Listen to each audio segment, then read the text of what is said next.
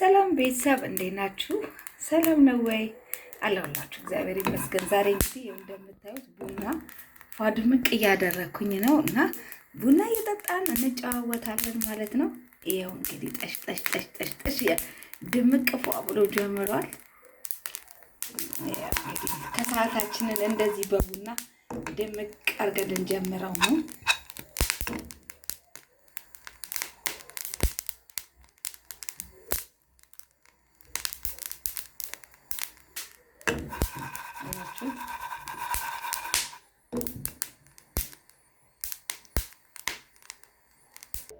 አሁን ደግሞ እንግዲህ የቡና ቁርስ አሪፍ የቡና ቁርስ እንጀራ በድልህ እያዘጋጀውኝ ነው። እዩት፣ እዚህ ጋር እንደዚህ ቁጭ ማድረግም እችላለሁ። ከፈለኩ ደግሞ ቀባ አድርጌ ሁሉንም ማዳረስ እችላለሁኝ። ምክንያቱም እንደዚህ አይነት በድልህ የተዘጋጀ ለቡና ዘጋጀንትን በተለይ እንደዚህ ቀባ አድርጋችሁ ብትበሉትም ጠቀስ እያደረጋችሁ ብትበሉትም በጣም ተመራጭ ነው። በጣም አሪፍ ነው የሚሆነው። ይኸው እንግዲህ እንደምታዩት ነው። እንደዚች አድርገን እንግዲህ ያው የቡና ቁርሷን እናዘጋጃታለን ማለት ነው። ይኸው እንግዲህ የቡና ቁርሳችንም ደርሷል። ይኸው እንደምታዩት ነው።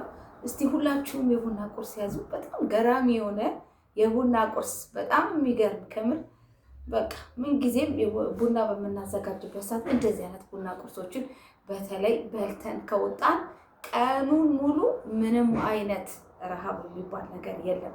ያው ሁላችሁም ታውቁታላችሁ። ቡና ሳንጠጣ ከቤት የማንወጣ ሰዎች ቀላል አይደለም። የቡና ጥቅሙ ቀላል አይደለም። ከና ቡና ቁርሱ ማለት ነው። ባይዘው ይሄ ቡና ቁርስ ይባል እንጂ ምንድነው ቁርስ ማለት ይቻላል። ቁርስ ደህና ቁርስ ዝም ብሎ ቁርስ እንኳን ሳይሆን ደህና ቁርስ ማለት ነው። ሌላ ቦታ ሄዳችሁ ስናክ የሆነ ነገር በቃ ምግብ ብትበሉ ራሱ እንደዚህ እንደ እንጀራ የሚሆን ነገር የለምና ምንጊዜም ከመንድ ማረጋችሁ ቡናችሁን በጠዋቱ ከቡና ቁርስ ጋር አሪፍ ከሆነ ቡና ቁርስ ጋር በልታችሁ መውጣት ነው። ቡና ቁርስ ያዙ ያለውላችሁ የሚገርም ታሪካዊ የሆነ ቡና ቁርስ ነው። በርበሬ ብትኑንም ይሆናል። እንደዚህ ደግሞ በድልህ መልክም አዘጋጅተነው ቢሆን ደግሞ በጣም አሪፍ ነው። በጣም ጣዕሙ ልዩ ይሆናል። በጣም አሪፍ ነው።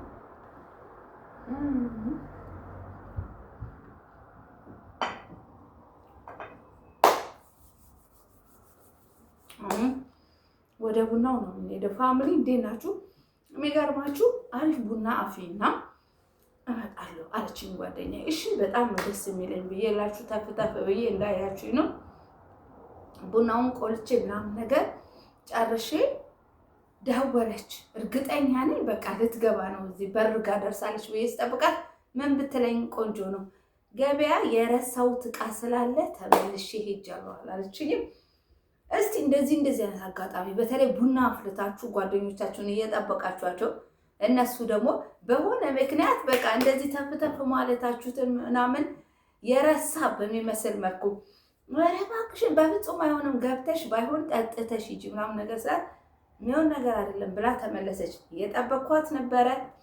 ይህን የመሰለ ቡና እንግዲህ እኔና እናንተ እንጠጣለን ማለት ነው። ቀረባት። ቡናዬ ስፔሻል ቡና ነው።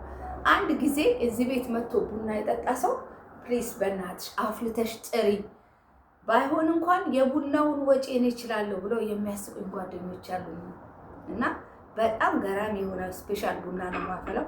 እስፕሬሶ ለምኔ አንዳንድ ጊዜ እስፕሬሶ አንድ ሲኒ ጠጥታችሁ ቡና በቀኝ ምናምን ነገር ቀኑ ሙሉ አልጠጣም ትላላችኋል። እንደዛ አይነት ነው የኔ ቡና ማለት። ግን ደንብና ስነ ስርዓቱ ብቻ ስለሆነ አንደኛው ሁለተኛው ምናምን ነገር እስከ ሶስተኛው እያልን እንሄዳለን እንጂ በጣም አሪፍ ቡና ነው የማፈላው። እናንተም እንግዲህ አንድ ቀን መታችሁ ቡና እቤቴ እንደምትጠጡ ባለሙሉ ተስፋ ነኝና በጣም ነው የገረመኝ። እንዲህ ሰውን ጠብቃችሁት የሆነ ነገር ተዘጋጅታችሁ ምናምን ነገር ሲቀር፣ በተለይ ደግሞ ኢትዮጵያን ኮፊ ስፔሻል ኮፊ የሆነ ለምታከብሩትና ጊዜ ለምትሰጡት ሰው ነው ኢትዮጵያ ቡና የምታዘጋጁት። በአሁኑ ሰዓት አንድ ሲኒ ይዛችሁ ቡናውን እንደዚህ በሆነ በማንቆርቆሪያም ነገር ቢሆን አፍልታችሁ ጠጥታችሁ ወደ ስራ ምናምን ተፍተፍ የምትሉበት ጊዜ አለ። ግን እንደዚህ ቆንጆ ቡና አፍልታችሁ እንደዚህ ጭሱን ደግሞ ያው እዩት፣ አያምርም? እንደዚህ ጭሱ ፏ ብሎ ድንቅ ብሎ ጭሶ ምናምን ስትጠበቁ ከዛ ቦታ ላይ መቅረት በጣም እንትን ነው የሚለው በእውነት ደስ አይልም። እና ቀረች ጓደኛዬ፣ በጣም ቀረባት። አሪፍ ቡና ቀረባት። ባይሆን እንኳን ቀጥታ መሄድ ትችል ነበረ፣ ግን ቀረባት። እንግዲህ ሌላ ጊዜ እንደ ቅጣት ይሆናትና ድጋሚ ሌላ ጊዜ ያው በደቡና ለእሷ ደግሞ አፍልቼ አጠጣታለሁ። አሁን እስቲ ቡናውን ላምጣው እና ወደ ቡናው እንሄዳለን ማለት ነው።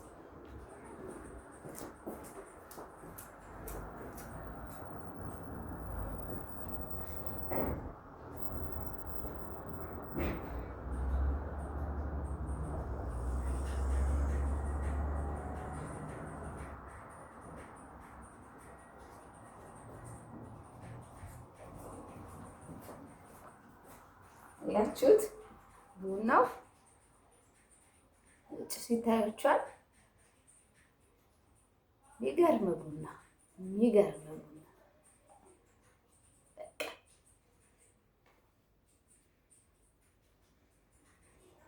እና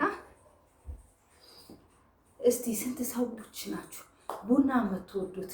ቡና ከመውደዳችሁም ደግሞ እንደዚህ ከጓደኞቻችሁ ጋር አንድ ጊዜ ስታገኙ ተጠራርታችሁ ለምንም ሳይሆን ለሞቅ ላለ ጫወታ ራሱ ቡና አንዳንድ ቤት ትሄዱና ምግብ ይበላል ምናምን ነገር መጠጥም ካለ ይጠጣና ከዛም በኋላ ቡና የለም አይታሰብም።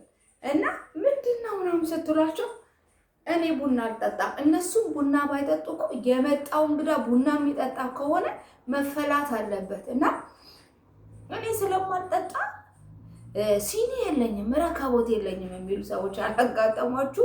ሲኒ የለኝም እና እኔ ስለማልጠጣ ነው ምናምን።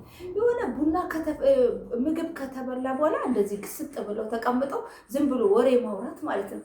በቃ ዝም ብለሽ ታወራለሽ፣ ትቀጃለሽ። ቡና ቢኖር ግን የቡናው በቃ ቅመም ነው። ይሄ የወሬው ቅመም ነው ቡና ራሱና በጣም ደስ እያላችሁ አንደኛውን የጠጣሁት ሁለተኛው ነው ምንድነው ነገር ምናምን እያተባባላችሁ አቦል በረካ ጀባ እየተባለ እየመጣ ይጠጣልና ብዙዎቹ እንደውም የማይጠጡ ጓደኞች ራሱ የእውነት ነው የምላችሁ አሁን መጠጣት ጀምረዋል። ምክንያቱም አንድ ሲኒ ቡና እንኳን ጠጥተው ከዛም በኋላ ለጓደኞቻቸው አፍልተው ሲያዩት ቤታቸው በጣም ድምቅ ነው የሚለው። ቡና ኑሮ የምትጫወቱት ጫወታና ሌላ ነገር ይዛችሁ የምትጫወቱት ጫወታ አንድ አይደለም።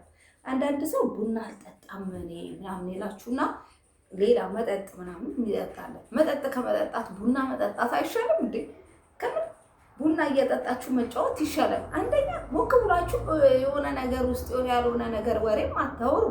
ሁለተኛ ቡናው ራሱ በቃ ድምቀት ነው እና ቡና እየተጠጣ የሚወራ ወሬ ብዙ እንትን አሉና እናቶቻችን ራሱ በፊት የሚመካከሩት የነበረው ቡና አፍልተው ነበረ። ቡና አፍልተው ነው የሚመካከሩት እና ከገበያ ምናምን እስቲ ቡና ይሄ ከባህላችንም ጋር የተያዘ ስለሆነ እባካችሁ እንደኛ እንግዲህ ቡና እያፈላችሁ እየተጠራራችሁ ጠጡ። ዛሬ በአጋጣሚ ጓደኛዬ ስላልመጣች እንጂ ብትመጣና ደግሞ ብትተዋወቃችሁ እጅግ በጣም ደስ ይለኝ ነበር። ቤተሰብ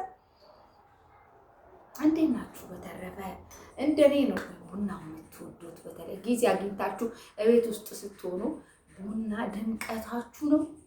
ቡና የቤታችሁ ድምቀት ነው። ጓደኛ መጣለው ሲላችሁ ቡና ነው ተፍተፍ የምትሉት። አንዳንድ ሰው የሆነ የምትጠጣ ነገር ለመግዛት ተፍተፍ የሚል አለ። ቤተሰብ ፋሚሊ ጓደኞቻቸው ሲመጡ፣ እኔ ደግሞ እንደዛ አይደለሁም። እኔ ዋናው ቡና ነው። አይ እኔ የምጠጣው ነገር ፈልጋለሁ የሚል እንግዳ ካለ ይዞ ነው መምጣት ያለበት እና መጠጥ ላይ አልተባበራቸውም። የምተባበራቸው ይህን የመሰለ አረቄ የሆነ ቡና እንዲጠጡ ነው እና ይህንን የመሰለ ቡና አንድ ሰው ከጠጣ ምን ይሰራለታል? ራሱ ቡናው እኮ አረቄ ነው። እዩት ቡና በቃ ይህንን ጠጥቶ ከፈለገ አለመተኛት የሚፈልግ ሰው አይተኛም።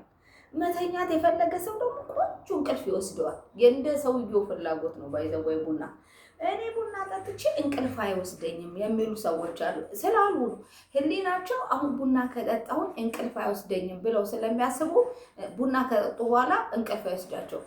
አንዳንድ ሰዎች ደግሞ እኔ ቡና ከጠጣሁኝ የሚወስደኝ እንቅልፍ ይላሉ።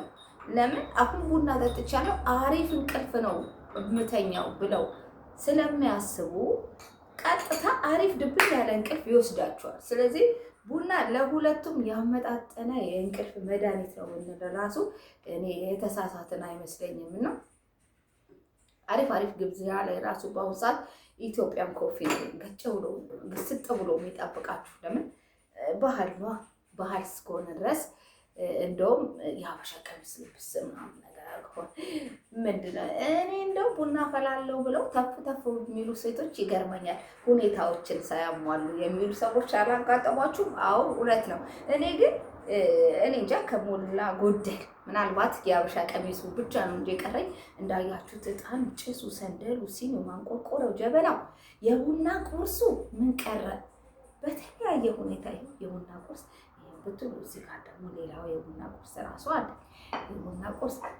የቡና ቁርስ እንግዲህ ምንም ቢሆን ቡና ቁርስ አብሮ የሚቀርበው እና ሁሉም ነገር እንደዚህ ያሟላ ቡና ሲኖር በጣም ነው ደስ የሚለው።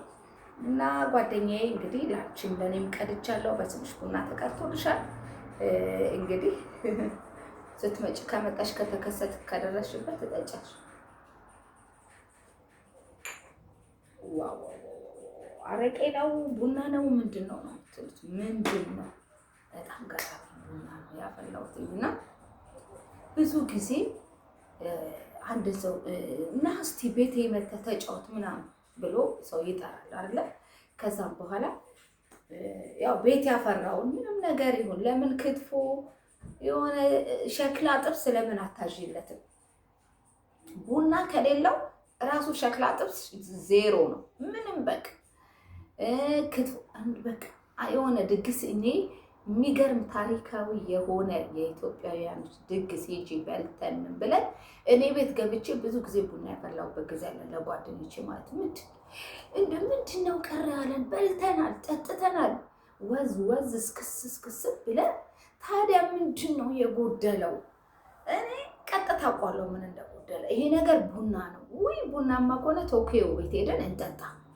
ለቡና አሪፍ መድኃኒቷ እሷ ነች ነው የሚባለው። በቃ የኔ ጌታ እንመጣለን፣ ቤቱን ሙልት እናደርገውና ብቻ ይሄንን ቡና አስፈላጊ የሆኑ መንገድ በሙሉ በቃ ጠጥተን ተጫውተን ከእንደገና ያጫውታ እንደ አዲስ ዜና ቤት ደግሞ ይጀመራል። እና አብዛኛውን ጊዜ ምንም አይነት የምግብ ፕሮግራም ወይም ደግሞ ጓደኞቻችሁ ጋራ ፕሮግራም ካዘጋጃችሁ በእንትን ነው መሆን ያለበት።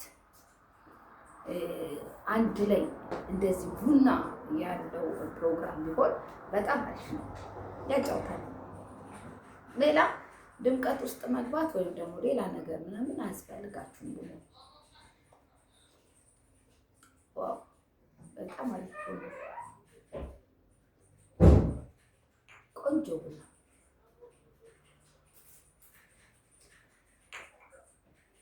ቤተሰብ ግን ሁሉ አማን ነው።